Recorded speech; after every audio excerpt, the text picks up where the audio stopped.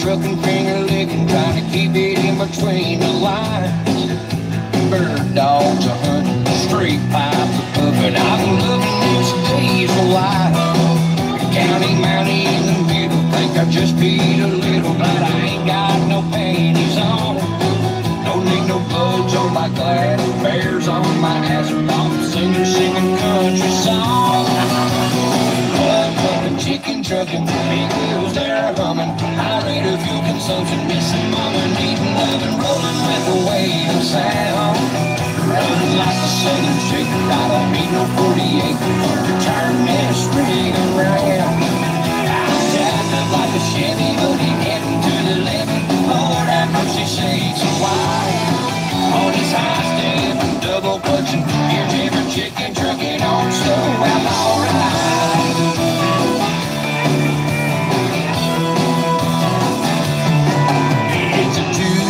Toothpicking, possum grinning, coffee sipping, roadshow passing through your town.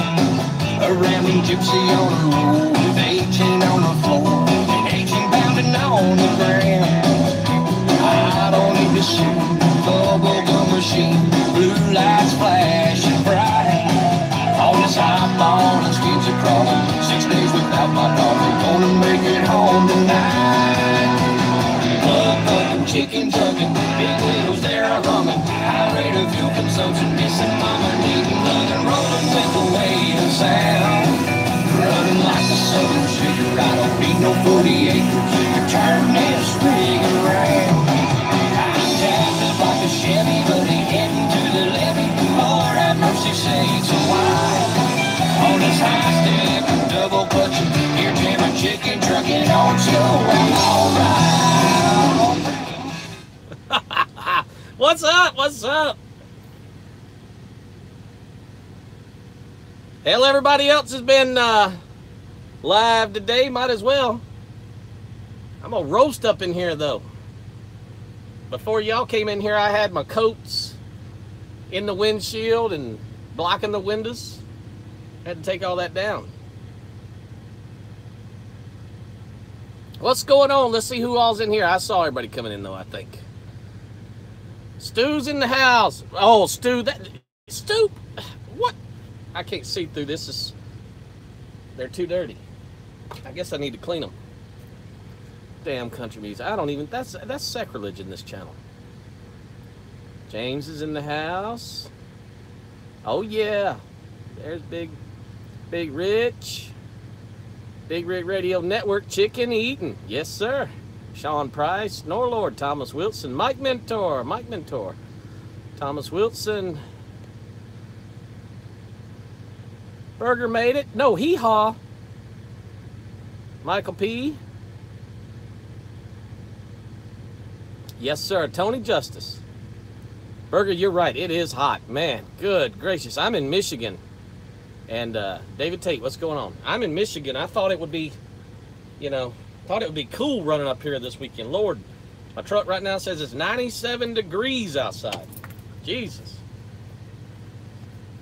And without a curtain around your windshield, you can hang your hat up that the APU is not going to be able to keep up when it's that hot. Especially like right now, the sun's just beaming in through the front windshield. Not happening.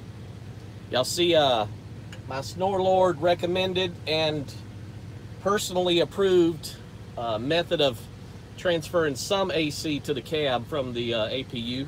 It's just a 12-volt fan. I got it hanging on a bungee cord from the curtain track. Works really good when I'm parked. Yeah, it is a metal fan. It's just the clip kind.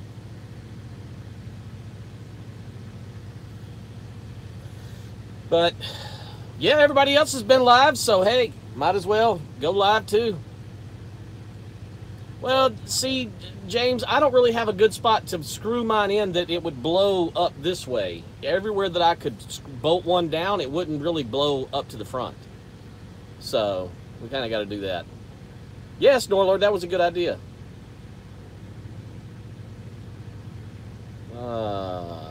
Thomas, just as hot here in South Carolina. Jonathan Wheeler, what's up? Yeah, it's crazy hot.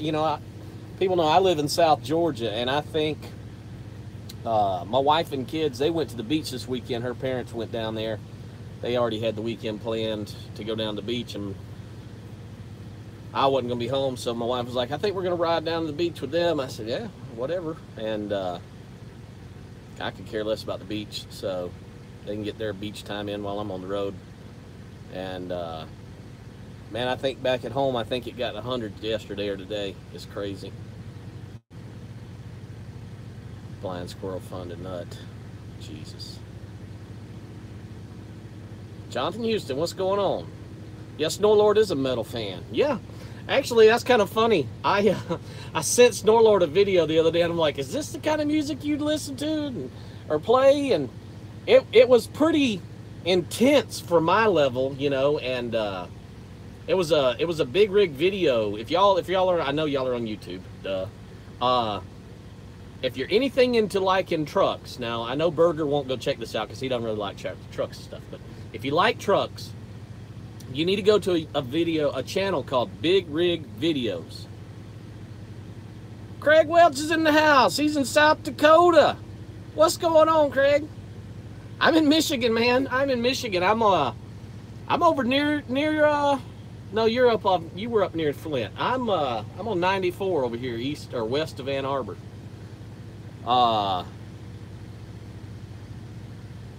It's funny, but anyway, go check out this channel on YouTube called Big Rig Videos. Juan's in the house. CPAP. Big Rig Videos. If y'all are into cool trucks and show trucks, that kind of thing, go check that channel out. But I sent Snorlord a little music video they got on there, and I was like, hey, is this the kind of music you play? Because I mean, for me, it was intense. I mean, it was pretty heavy metal to me, and he's like, it's okay.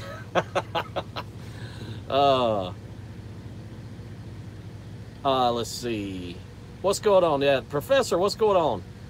Jonathan Houston asked, did I get my truck fixed? I did. Yeah, I forgot. I haven't done an update since I was at the Peterbilt that day, I guess. That was on a Wednesday night. Or no, that was on a Tuesday night that I was there. And they ended up getting my truck in the shop a little after lunch on Wednesday. And I rolled out of there about 3 o'clock Thursday afternoon after they finally figured out the problem. It was all kind of wiring testing been going on and all through everything. And ended up I got out of there for about $1,500. So we got it all figured out and wired back up right and down and gone. So we've been back rolling, I guess, since I guess a little over a week. Dang, I didn't realize I hadn't done a video that long, but that was a $1,500 repair, and less than 2 weeks prior to that, I had it at the Cummins dealer at home because I had a check engine light on. It was part of my after treatment system, and I ended up with about a $1,500 repair bill on that. I've got an extended warranty on the truck, and it covered about 80% of the repair bill, and I still had to pay $1,500. So within 2.5 weeks, I shelled out $3,000 on this truck. So when I got done out of the Peterbilt last week, man, it was time to burn the wheels down and make some money. So we hadn't done any YouTube, but CPAP asked, was it a short in the wire? No, actually what it was, he kind of started at the headlights because that was where we mainly had our problem. He started there and was testing power and ground to those, because the headlights are all on a harness, and he started working his way back to go through different chains of command to, what should send the power out there. And the Peterbilts have what they call a chassis node, It's under the cab of the truck, and it's almost like a big brain box, but it's more or less just a junction. And he had good power from the batteries going there, and so when he got to that point, he could test from the head, from the chassis node to the front of the truck. He could also check what was coming into the chassis node, and everything coming in was good, but he was having all these issues. And anyway, it ended up, after he checked everything, he tried replacing there's a cab computer in the dash. He put another one of those in. That wasn't it, so he took it back out. He had another chassis node that he could hook up. He hooked that up. That wasn't the problem. It ended up being this big fuse deal in the back of the battery box. And when he grabbed it, it just kind of crumbled apart. So that ended up being what it was. But got that replaced, and in the process of trying to find the problem, he found another harness in there. Initially, he thought that was going to be the problem because it was a harness that had been cut apart at some point other in this truck's life. Somebody had cut the harness apart and bypassed two of the wires, and it had to do with headlights and the four-ways and all up on the front of the hood. So he thought that was going to be the problem, but it ended up that the power was making it through there no problem. But I had him replace that section of harness because it might not have been a problem now, but it was going to be. So there you go, Snorlord, Peterbilt. Go Team Kenworth. Never know. Never know. Thomas said, my check engine and Warren engine light are on. I just put some tape on, cover them up. Yeah, I'm assuming you have a Freightliner that has the yellow engine light, and then you have the one that says check in it. And if you have the one that says check in it, you've got a D-rate situation. That's just going to get worse. So yeah, we got out of the Peterbilt shop last week. We had to go and make some money. When you buy a used truck, you got to have cash. You gotta stockpile the money for repairs like that. And thankfully, me and my wife, or let me back that up. Thankfully, my wife has enough discipline with the money and has taught me that how to be good with money. So we had enough to cover the 2 repairs. It definitely put a dent in it that I didn't like. So, it's time to hustle and get it back. We got to get that stockpile built back. Plus, on top of that, I'll be home this week on Wednesday, and I'm going to take 5 days off because I've been out for a month, and then I guess it's been 3 weeks, or it will be by the time I get home, almost a month. So I'm going to take 5 days off then, and then I'm only going to work a week and a half, and then I'm going to take like 10 days off. We're family vacation to Tennessee. So got to work really hard after I shelled out that money for them 2 repairs, and then got all that time coming up. So anyway, no time for YouTube the last week. But yeah, that's the update on the truck. Everything else is going good. We got some other little things we want to do. I think it needs a set of shocks, and but nothing pressing. CPAP's new name is Crash Corrigan. My ex-wife is good at taking my money. Does that count? Well, I'd say she's got it. Snorlord said his wife is good with money too. James says, stockpile it, baby. Jonathan Houston's on Team Kenworth. Berger said he's on Team Citrus. Hey, is that citrus? I like citrus. What is this? Yeah, citrus flavored soda. Citrus flavored. It's good.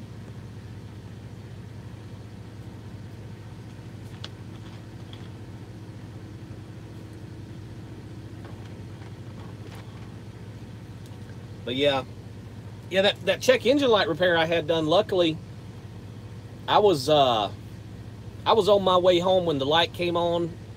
I had a load from Ohio down to Georgia, and then I was going home. And I guess somewhere around Tennessee, the light came on, check engine light. I need you to go find my repair fund. It's empty. But anyway, I got down around Tennessee out of Ohio, got down about Tennessee, the check engine light come on. And I was going to be home on a Thursday morning. So I called over to the Cummins shop where I live and told them, you know, I needed to bring them the truck and had a check engine light. Now this was this was the Memorial Day weekend. So I knew that they were going to be closed Monday. But the check engine light on the truck had come on about twice in the last 4 or 5 months, but it would only stay on for about a day and it would go back out. And I never really noticed an issue. I kind of chalked it off to maybe bad DEF quality or something like that, but never had an issue with anything the way it was running. But then when the last time it came on in Tennessee and it stayed on, and it stayed on the whole next day all the way home. So I said, yeah, something's up. Well, ended up being the SCR, which is part of the after treatment. And anyway, the total bill ended up being almost $7,000. Between the SCR, there was a sensor, because when you replace the SCR, they try to remove some of the parts that are on it, on the one you have that goes bad, and move it to the new one. Well, mine had 500,000 miles, and 2 of the sensors, they didn't come off. They broke trying to get them out. But anyway, the total bill ended up being $6,800. But out of that, I ended up with $1,400 and some change, almost $1,500 that I owed. My extended warranty covered the rest of it. So if you buy a used truck and you spend the money to get a good extended warranty, then it can pay off if you have a major repair like that. And now it has limits. That one repair almost ate the limit for my after treatment warranty. I think I've got about 2,000 left on my after treatment limit, but it's still got coverage for rear ends and transmissions and motors, and the motors. So it one more minor warranty claim, and then it'll have broke even on paying for the warranty. Got a brand new mower in the shop to help him do. Brenton, Florida, what's going on there? Was that a third-party warranty? Yeah, Snorlord, it's a third party. I bought it. It's American Truck Protection. The dealer I bought the truck from in Carrollton, Georgia, Jordan Truck Sales. By the way, they're a good dealer, and they have a lot of inventory. They sell good, clean trucks, no junk. TJ Bull of the Woods. But anyway, that's the warranty that they sell there at Jordan Truck Sales, and it's a good warranty. It's not a cheap warranty, but honestly, the cheap warranty, the reason it's cheap is because they're going to try their best to not pay. So the warranty cost $6,500, but it was 2 years, 225,000 miles. It has a cap out of $30,000 of payout, and it has $6,500 limit on after treatment. It has $6,500 on rear end, has $6,500 on transmission, and $15,000 on engine. So that won't fully rebuild an engine, but it probably keep you from going bankrupt. So anyway, if you spend the money for a good extended warranty, it can come in handy, and it can, you know, like I said, this one repair here, the amount that they paid out toward the repair was 2/3 of what I paid for the warranty, and I haven't even made it to a year yet or 100,000 miles. The warranty's for 2 years, 225,000. So you never know. Hopefully I won't need it again, but if one of those things goes wrong, it will have paid for itself.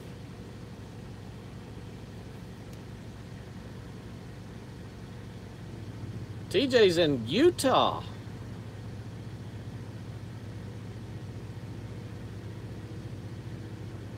CPAP, I have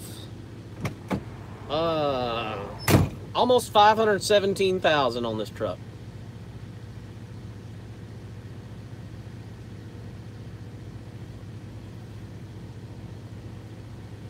It's 2012.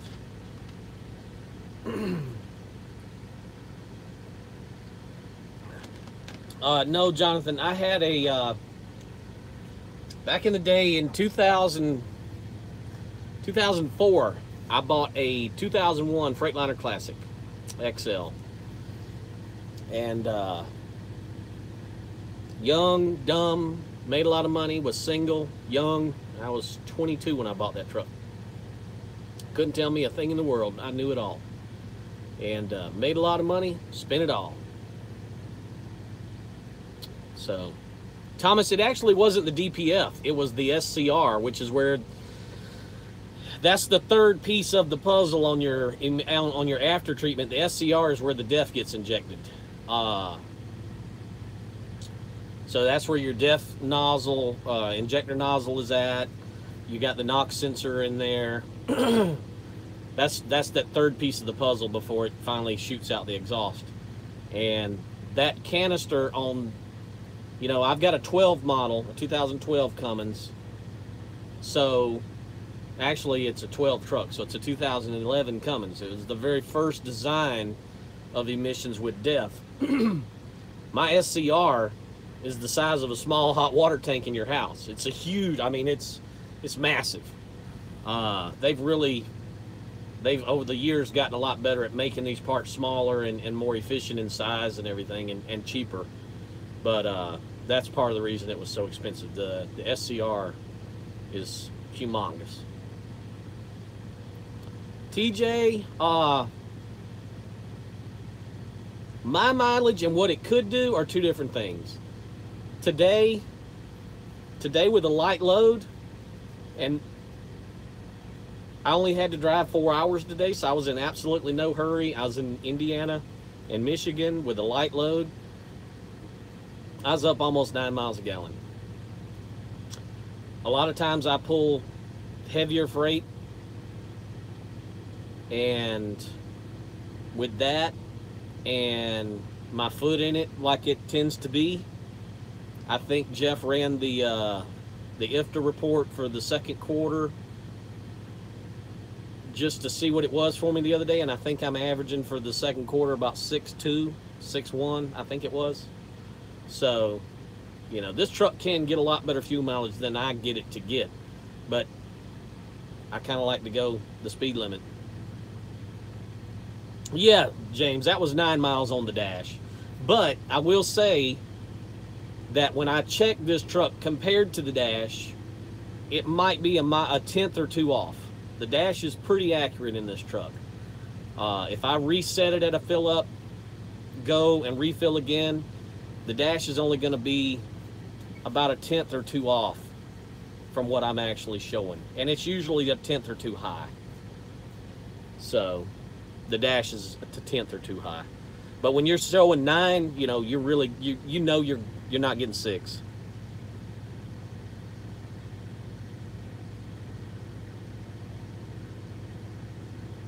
Thomas has a 2014 Cummins. Okay. TJ's delivering in Salt Lake City.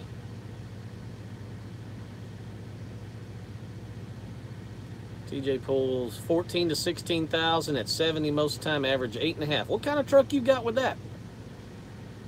Last smoke and heading for bed. Is it that late? It's only 7 o'clock, James. 7 o'clock Central Time. What are you going to bed?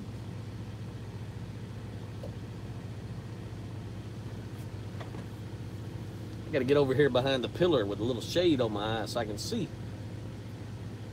2013 Cascadia DD15. Okay, that makes sense. Yeah, when I was at Schneider, I had the lease truck. You know, I had a lease Cascadia for about 11 months. It had the DD15 and that automatic in it, and you could get 8 miles a gallon easy with that truck. Easy. It didn't even have to be. You didn't have to try hard to get 8 miles a gallon with that thing. I think my IFTA report from Schneider, and I'm not going to bash anybody, but they make money on the IFTA, is all I'm going to say. And they were showing me at almost 8 every time they did my IFTA. So, He's saying going to bed, but meaning passing out. Yeah, he's going to pass out drunk.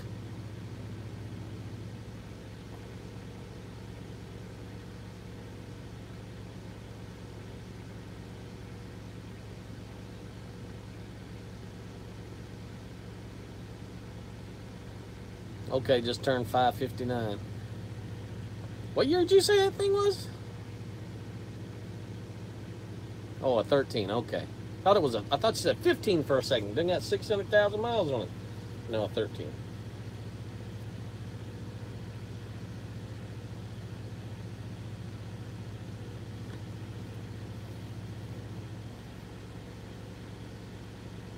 Yeah, my truck. This truck here, it was actually, I don't know if y'all, I know some of y'all may have seen it, but it's a company out of Morristown, Tennessee. It's called Morristown Driver Services, MDS. It's all over the side of the truck. And they're usually, all they have is white Peterbilts with an orange stripe down the side. And would I buy another one from Jordan? Absolutely. Absolutely. Those are stand-up people. And actually, Thomas, it's funny because when I bought my first truck, that 01 Classic, I bought it when I was a company driver for Werner, and it was one of their used trucks. I bought it in 04. It was a 2001.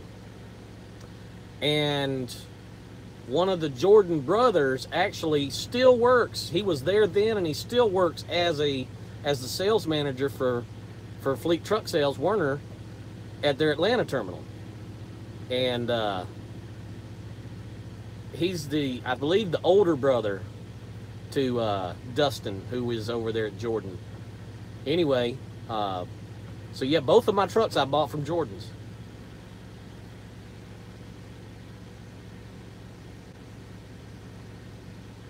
I appreciate it, Mike.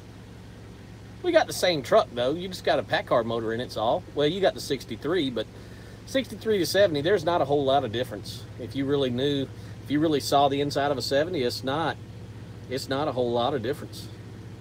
But yeah, Thomas, Justin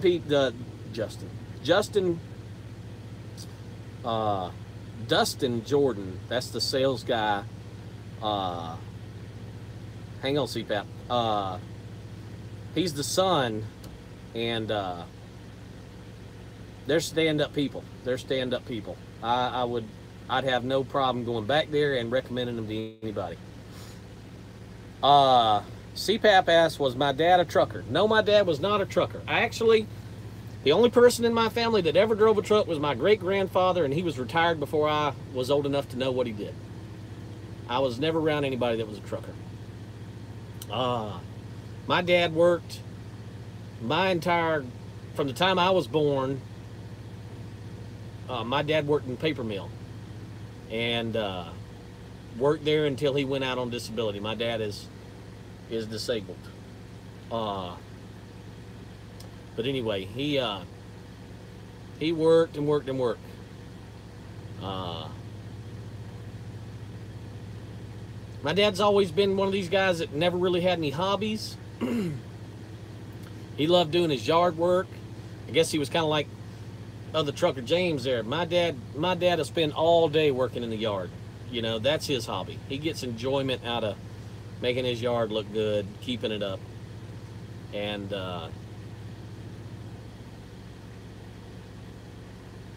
yeah, that's about all he didn't have any hobbies. My dad's one of those old school type people, you know, everybody talking earlier about family dinners and things. That was us growing up, man. I grew up in the South. Well, I still live in the South, but it was the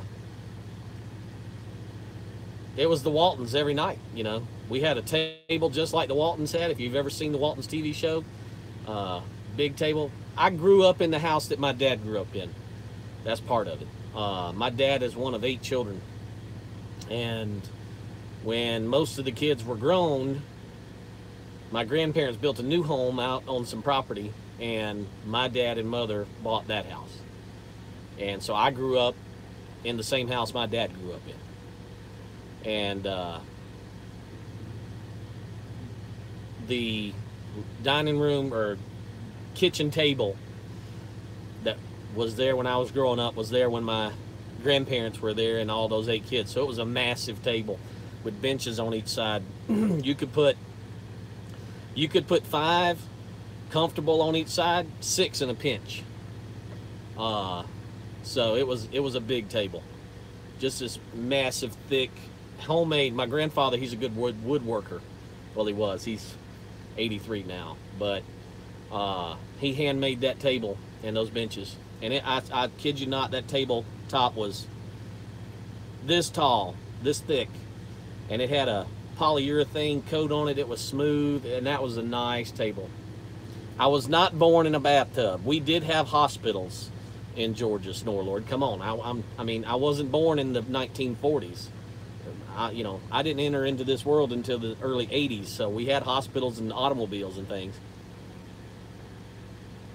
A harvest table like that for my second house on your back deck.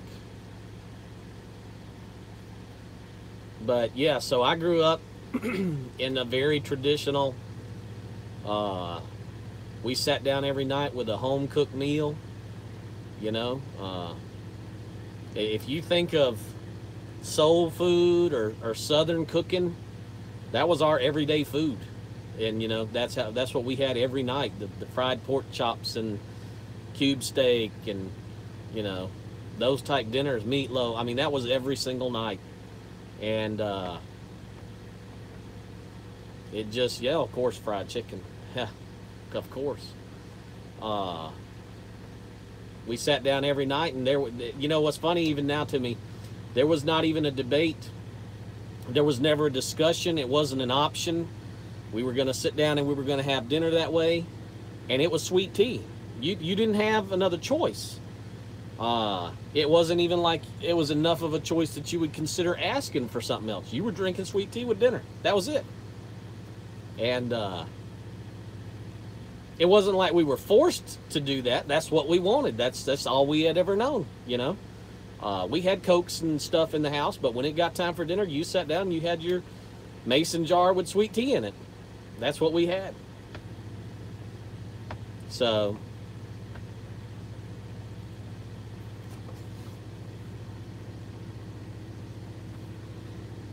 made a fresh gallon of tea every single day. It was, I got 2 brothers, so it was a family of 5. So we had a glass of, we made a gallon of sweet tea every single day.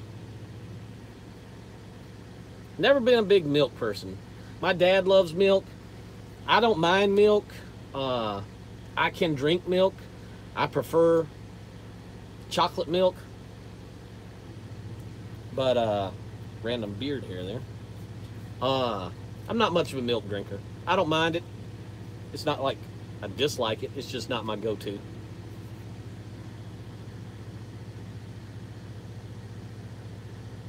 Oh, Snorelord, I'd have been in hell. That would have been misery for me. TJ was drinking the mood juice. Taters and gravy, says Michael P. Oh yeah, it was things you don't think about at the time, but you think back on things like that, and it was always the homemade mashed potatoes. I think they're later on toward the late 90s or so. I think my mom started using the potato, the instant mashed potatoes or whatever, but I can vividly remember several times through the years they would try them just because they were easier, and nothing but complaints out of both of my parents. Oh, these are horrible. These are horrible. We're never doing this again. We got to always, it was always homemade. Everything was homemade. If it was something fried, it was battered and fried right there,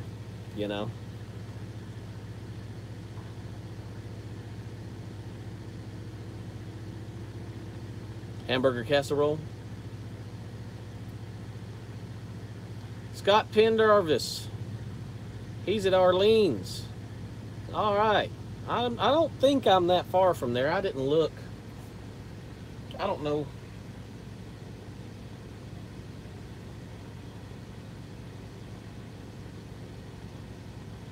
Yeah, I guess I'm about 40 or 50 miles east of there. I could have stopped at Arlene's, but I wanted to get as close to my delivery in the morning so that crossing my fingers. I'm only about 15 minutes from my delivery in the morning. First come, first serve starts at 7, so I'll be there at, 6:30. And then I've got about an hour or so deadhead to go pick up my next load, which is a first come, first serve. And it goes right to the town I live in. So it delivers Wednesday at noon.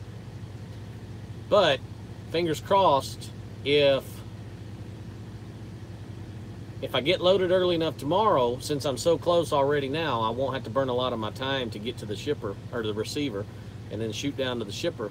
I'm hoping to make it far enough down into Kentucky tomorrow that Tuesday I can make it to the house, stay the night Tuesday night at the house, and then just run to the truck Wednesday and go deliver the load. That's the plan. We'll see how tomorrow goes, but we'll see. It's funny your dad said cube steak. That was another mainstay with mac and cheese. Oh man, in my house they made the homemade mac and cheese with the eggs and the milk in it. And yeah, we always called it cube steak. Everybody calls it country fried steak or hamburger. Well, hamburger steak is different, but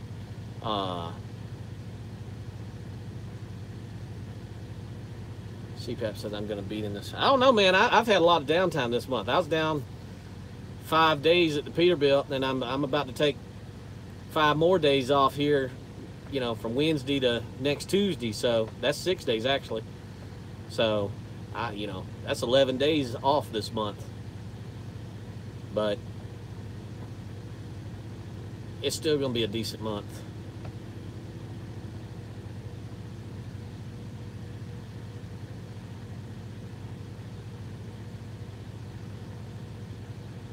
Oh, 9,000. Yeah, that's pretty rough. That's your 100 number? Tell me that's your 85 number.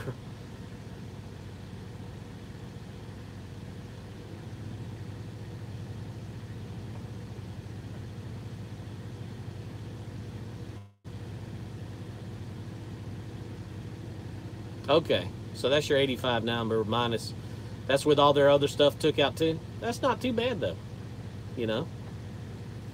If that's after their 15 plus the other stuff they charge you for, that's not bad.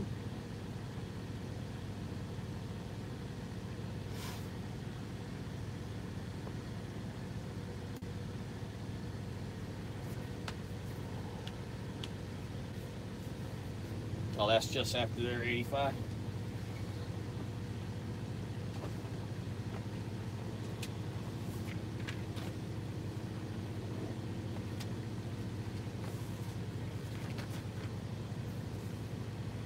I'm not that far ahead of you, man.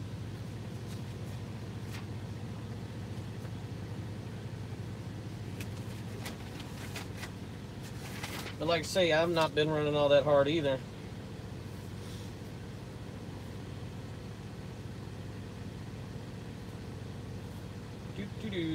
Do.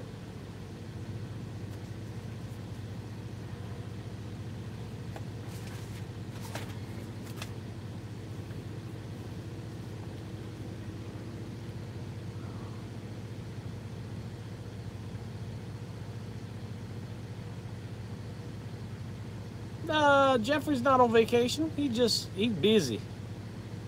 Busy. I'm at $0 for the week. Just don't really think less than I said. Yeah, Brent, don't even ask James what his truck weighs. I think he's got it lined. He's got his frame rails lined with bricks or something. That truck's so damn heavy.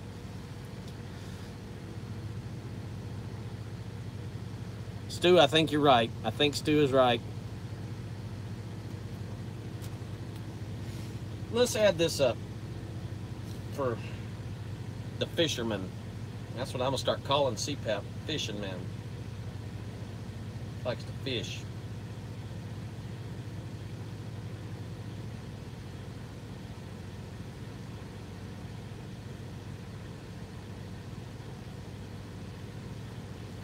Mine is, Thomas, yeah.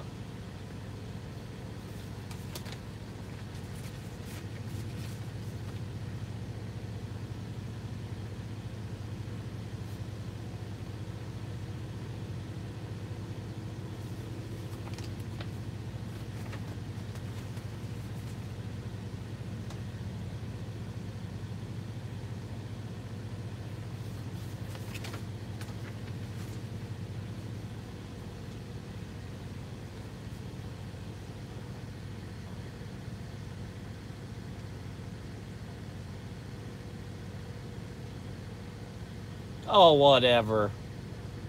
James, I see that. Oh, you're so full of it.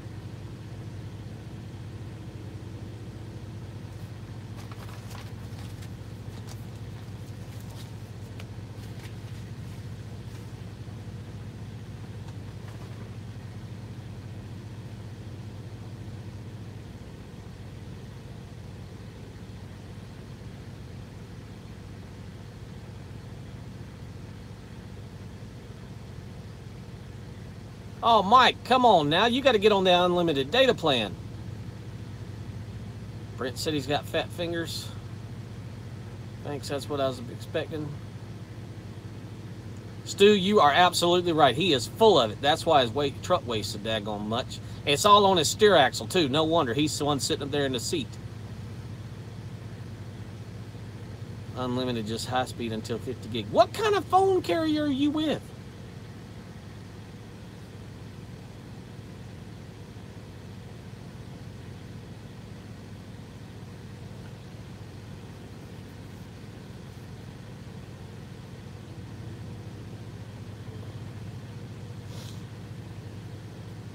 Yeah, I got you by about 4K there.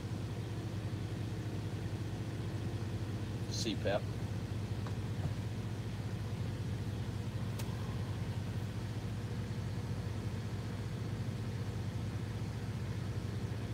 Oh yes, Norlord, that is absolutely right. You're gonna need absolutely unlimited everything, Mike. Step up the phone bill, boy. That's a necessity. And a second line too.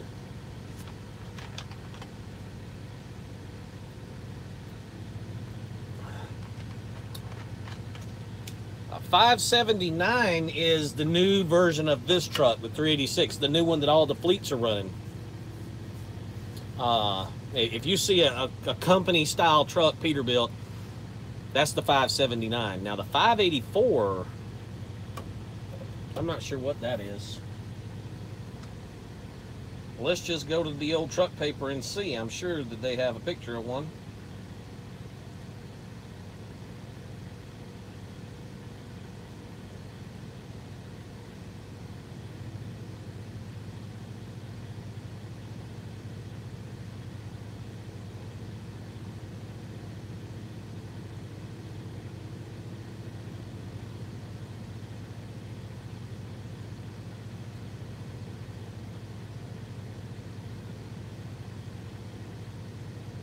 I'm not seeing a 584. That's not a right number.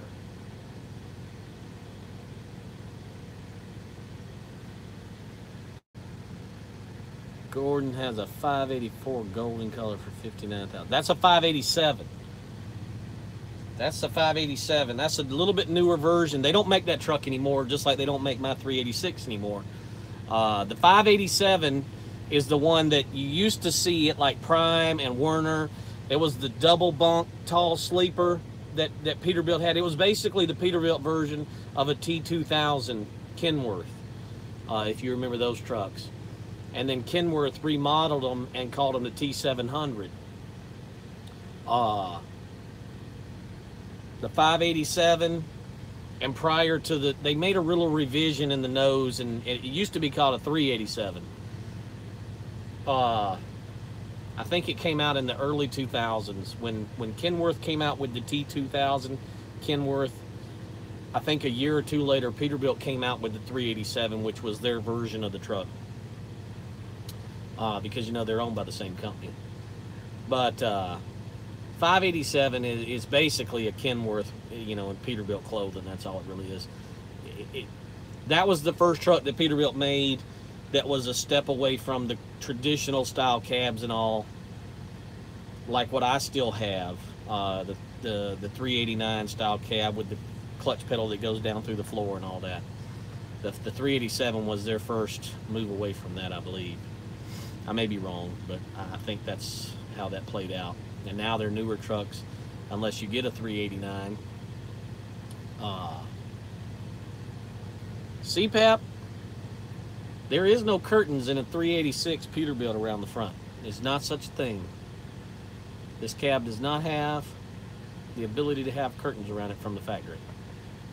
When you drive an old school Pete cab, you don't get curtains in the front. Got one back there between the cab and the sleeper. 587 is what the 387 was, just a different hood. That's right, yeah. They changed the front end, and I think maybe a little bit of the dash got a revision, and they changed the number on it. They were going to the 5s. They're moving away from the 3 numbers. The only 3 number left, I think, is the 389 now. But because this is a 386, 386 from the firewall back is the same as a 389. It's just got a different hood on it, you know, the more rounded hood. 384 looks very similar to my 386, but the front wheelbase is set further back toward the cab with a shorter hood. Oh, okay, dash is still the same, so it was just the hood they changed and changed the number? Okay. Yeah, they've gone to all 5 numbers now. 575, 579. I forget what that new one is, the one they gave away at Matt's. 5. I don't even know. The only 3 left is the 389.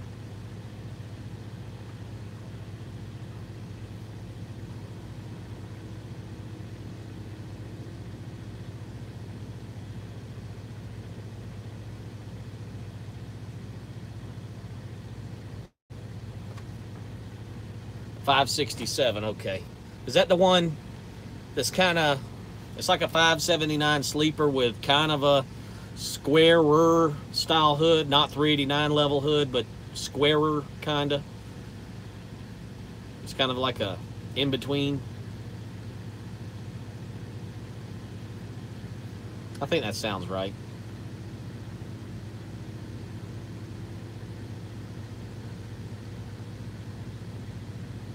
All right, CPAP, out of here. He's got to eat.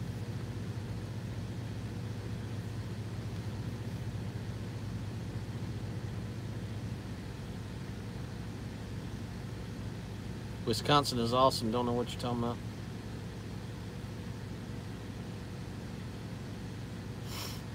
CPAP is depressed and going to eat his way to happiness. My gross number upset him. That's not a good number for me either. That's not a good number for me at all either. But, you know, in the shop part of the time, and, you know, it is what it is. You're not going to have Grand Slam months every month. So, you know, it is what it is, right?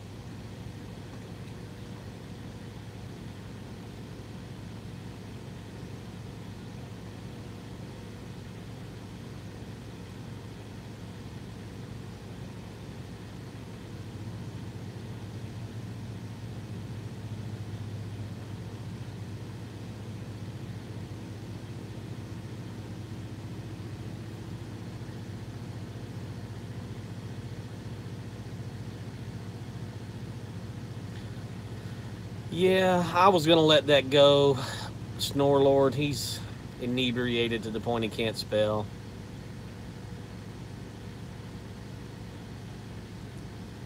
Oh, I see what you're saying, Thomas. You're going to look at that 587? I mean, you can go look at it. They took it down off their website. It's not there anymore, though.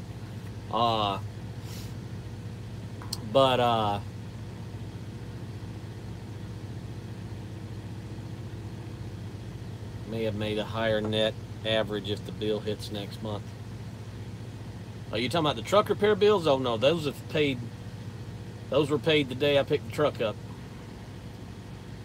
I don't know about the 587. Snorlord would be a better person to talk to about that.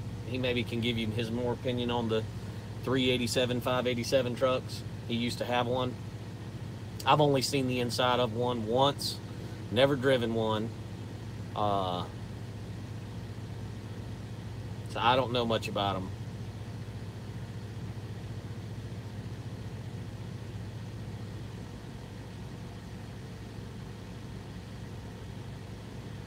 That is true, James, but when you have an off month like this, you can't keep a lot if you don't make a lot. If you're, you know, right now, you know, James knows our numbers. James knows my numbers. And I'm not afraid to give away my numbers, but I think it's to each their own. And what I do is different from what everybody else does. Nobody, you know, there's only 7 of us running at this company doing this exact system. So what everybody does is their own deal. And there's no, you know, I'm not in a contest to measure my tallywhacker with somebody over how much money everybody makes. So I'm just not going to throw numbers out there because it's pointless, you know. And all it's going to do is, oh, that, you know, blah blah blah. But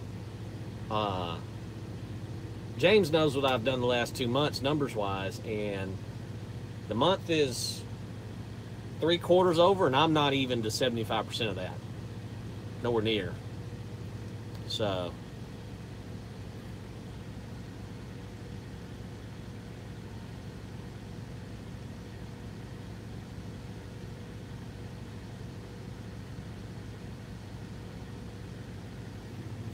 that's right, Snorlord. We all run different. There is some overlap sometimes, you know. Jeff's talked about it. James has talked about it. You know, we're all, everybody at Light Trucking has been on a phone call and somebody say, yeah, I'm going here and I'm looking at this, or I hadn't got anything yet. And I guarantee you, everybody here would get the phone out if they weren't moving or whatever and pull up a load search for that person's town and be like, hey, did you see this one? Hey, did you see that load there? That's just how we do it, you know. So sometimes we overlap where we're running, but everybody does their own thing, you know.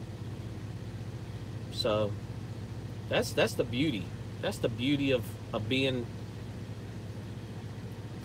at the next level.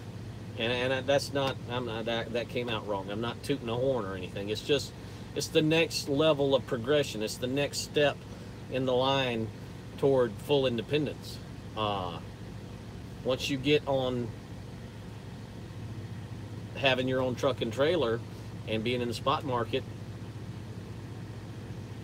you're more able to do exactly what you want to do. Roscoe should go to Georgia. He might not come back from Atlanta if he makes it down there. Atlanta would spit him, chew him up, and spit him out.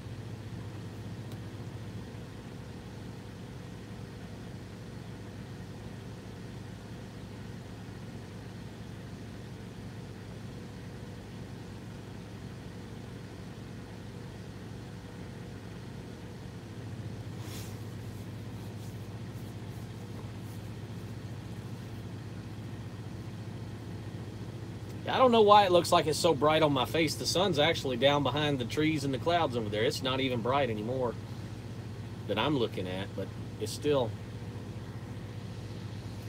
see, that's better. The apple there, it messes with the lighting.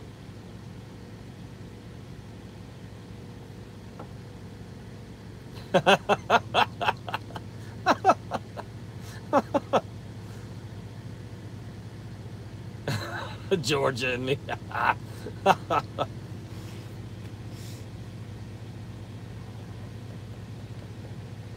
I'm ready to get to Georgia. Ready to get there. I'll be there. Well, I'll be in Georgia Tuesday for sure. I just don't know if I'm gonna make it all the way to South Georgia to the house, but I'll be in Georgia Tuesday. Lord willing. Lord willing.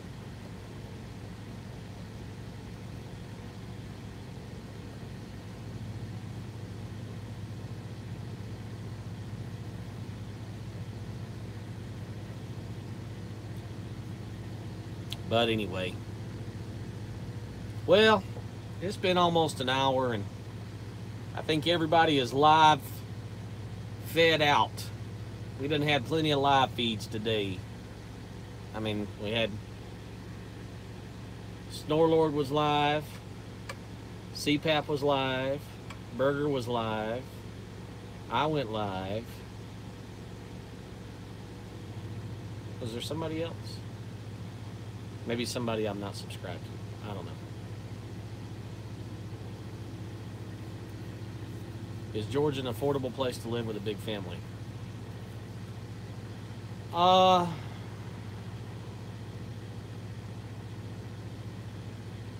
Today is Father's Day. Georgia an affordable place to live with a family? I believe it is. I've only ever lived in Florida. I mean, Florida. What am I talking about, Florida? Georgia, I've only ever lived in Georgia. So I can't compare, you know, things that cost me.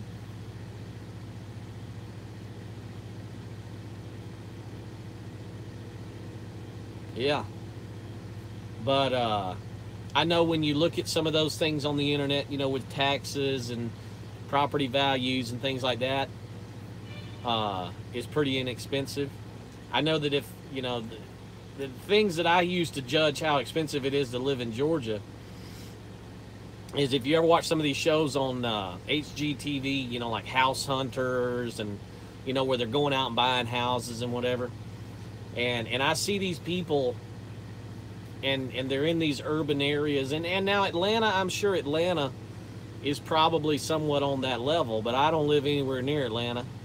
Chop Tank had a nice pan load the other day, Indianapolis to Lima, Ohio, 174 miles for $1,200.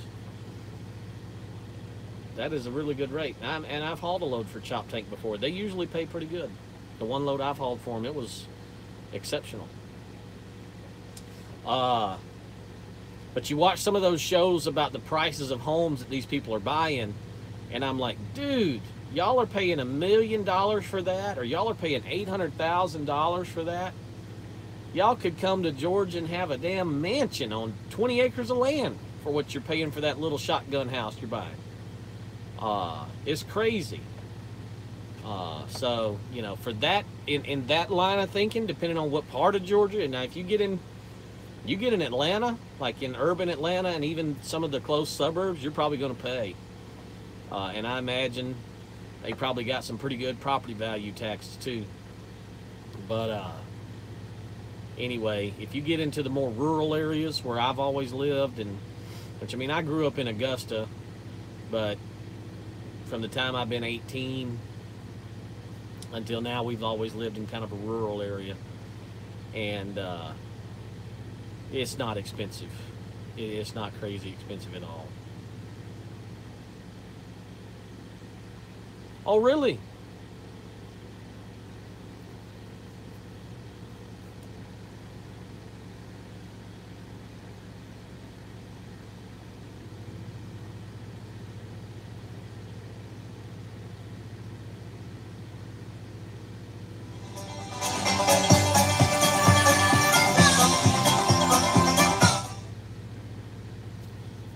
Thomas Wilson's got 20 acres in Sparta, Georgia.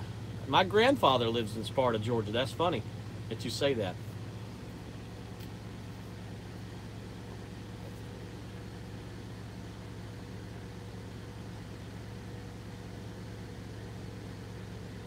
CPAP thinks you go to Atlanta and you're going to get your truck hit. That's nonsense. Homestead, solar power to charge your phones.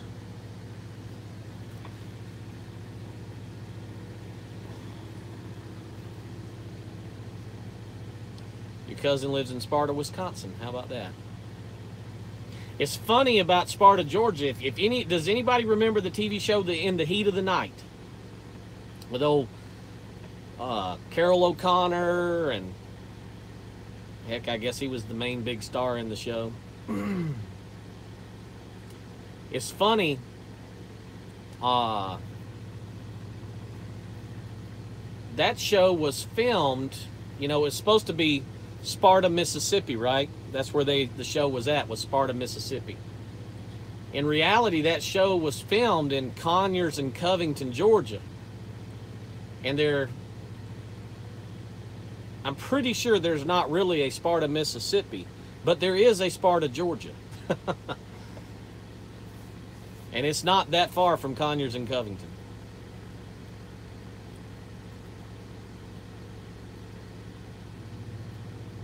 The town that In the Heat of the Night was filmed in, the main square there, that's Covington, Georgia. And the first 5 episodes of Dukes of Hazzard, the very first 5, if you're a fan of Dukes of Hazzard, they were also filmed in that same town. The courthouse square is the same courthouse square in the first 5 acres of Dukes of Hazzard as it is in the whole entire, except for season 1. Season 1 of In the Heat of the Night was not filmed in Georgia. But the rest of the seasons were filmed in Covington and Conyers, Georgia. A little piece of useless, trivial knowledge.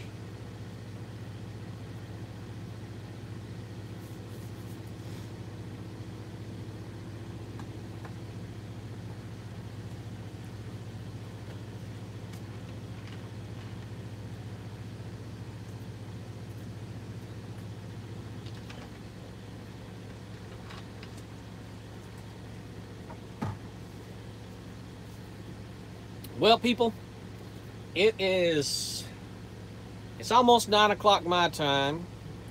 We've been at this over an hour, and I appreciate everybody who's hung in here. I think I'm going to get off of this live feed. Dueling Banjos, oh no. Dreaming about Gatlinburg and Peterbilt. It's funny, I'm going to Gatlinburg in 2 weeks. That week-long vacation I've got planned, we're going to Pigeon Forge for a week. All the cousins are going to get together. Me and my brothers and one of my aunts. We're all RVing it to Pigeon Forge for a week. James has got to get the wife some ice cream. I hope you're not driving to get that ice cream. Brent's out of here. Yep, we're going to get on out of here. Thomas keeps losing the signal. And we're going to slide on out of here. Everybody have a good, safe week.